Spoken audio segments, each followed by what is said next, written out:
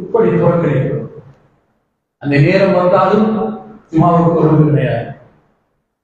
இறுதி நேரத்தில் தொழுகை நடைபெறக்கூடிய நேரத்தில் வரக்கூடிய மக்கள், ஜுமாவுடைய நன்மையை பாழாக்கக்கூடிய மக்கள், ஜுமாவுடைய உரைக்காக இமாம் மிம்பரில் ஏறிவிட்டால் நம்முடைய பெயரை பதிவு செய்யக்கூடிய மாணவர்கள் அதை ஓரமாக வைத்துவிட்டு அவர்களுக்கு அமர்ந்து விடுவார்கள். அதற்கு பிறகு நம்முடைய பெயர் அது பதிவு செய்ய மாட்டார். ஏன் சிந்தித்து பாருங்கள். எத்துணை அருட்கொடை, ஒரு அருட்கொடை அல்லாஹ் எடுத்து விட்டார், என்ன செய்ய முடியும்? சிந்திக்க வேண்டாம். நன்றி கிட்டவனாக இருக்கும். والعاديات ضبحا فالموريات قدحا فالمغريات صبحا فأثرن به نقعا فوسطن به جمعا إن الإنسان لربه لكنود. அழகா சொல்கிறார். والعاديات ضبحا, ஓடுகின்ற குதிரை மீது சத்தியமாக. அது எப்படி ஓடுகிறது? அவருடைய வேகத்தின் காரணமாக அதனுடைய குழம்பில் இருந்து தீப்பொறி பறக்கிறது. அந்த அளவுக்கு வேகமாக ஓடக்கூடிய குதிரை எதை நோக்கி ஓடுகிறது? போர்க்களத்தை நோக்கி. தன்னுடைய எஜமான் கட்டளையிட்டு விட்டால் அந்த போர்க்களத்தில் அந்த மனித கூட்டத்தை கிழித்துக் கொண்டு உள்ளே நுழைகிறது. அதனுடைய உயிருக்கு ஆபத்து ஏற்படும் என்று தெரிந்தாலும் தன்னுடைய எஜமான் கட்டளையிட்டு விட்டால் அதை செய்து முடிகிறது. தன்னுடைய உயிரை போனாலும் பரவாயில்லை. இந்த மனிதன் இன்றிவிட்டவராக, அல்லாஹுடைய எல்லா கட்டளையும் புறக்கணிக்கக்கூடியவராக இருக்கிறார்.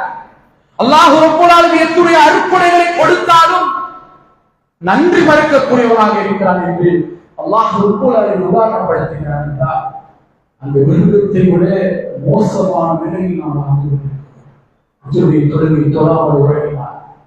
அல்லாஹுக்கு செய்ய வேண்டிய கடமைகளை செய்யாமல் இருந்தால், அல்லாஹுடைய மார்க்கத்திற்காக பொருளாதாரத்தை செலவழிக்காமல் கஞ்சனாக இருந்தால், அல்லாஹுடைய மார்க்கத்திற்காக அவருடைய ஆரோக்கியத்தை பயன்படுத்தாமல் இருந்தால், அல்லாஹ் இவர்கள் கால்நடையை போன்றவர்கள் இல்லை இல்லை, அதையுடைய மோசமானவர்கள் அல்லாஹ் சொல்வதை போல சிந்திக்க கடமைப்பட்டிருக்கிறோம். நாம் அல்லாஹ்வை நேசிக்கக்கூடிய மக்களாக மாற வேண்டும்.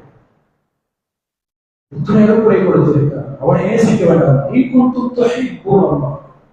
அல்லாஹ்வை நேசிப்பவர்களுக்கு வேண்டாம். அல்லாஹ்வை நீங்கள் நேசிக்க மாட்டீர்களா?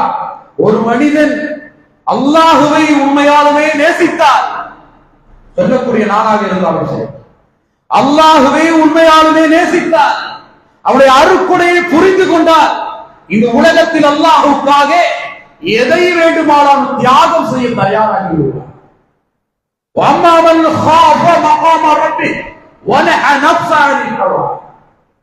நாளை மறுமை நாளில் அல்லாஹுடைய திருமுகத்தை பார்க்க வேண்டுமே என்று ஆசையோடு யார் இந்த உலகத்தில் அமல்களை செய்கிறார்களோ, தியாகங்களை செய்கிறார்களோ,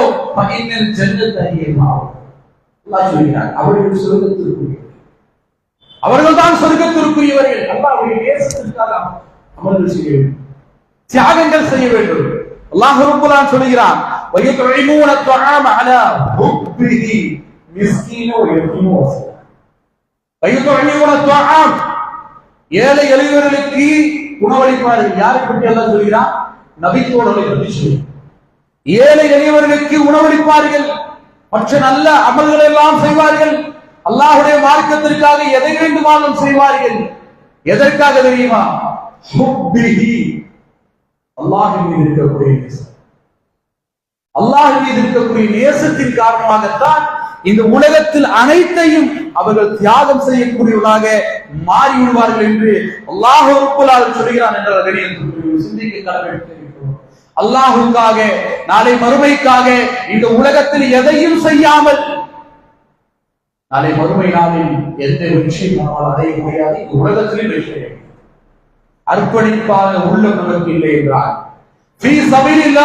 அல்லாஹ்வுக்காக என்ற எண்ணம் நமக்கு இல்லை என்றால், அல்லாஹ்வுக்காக என்ற தியாக உணர்வு நமக்கு இல்லை என்றால் இந்த உலகத்திலும் வெற்றி அடைய முடியாது, நாளை மறுமை நாளிலும் வெற்றி அடைய முடியாது.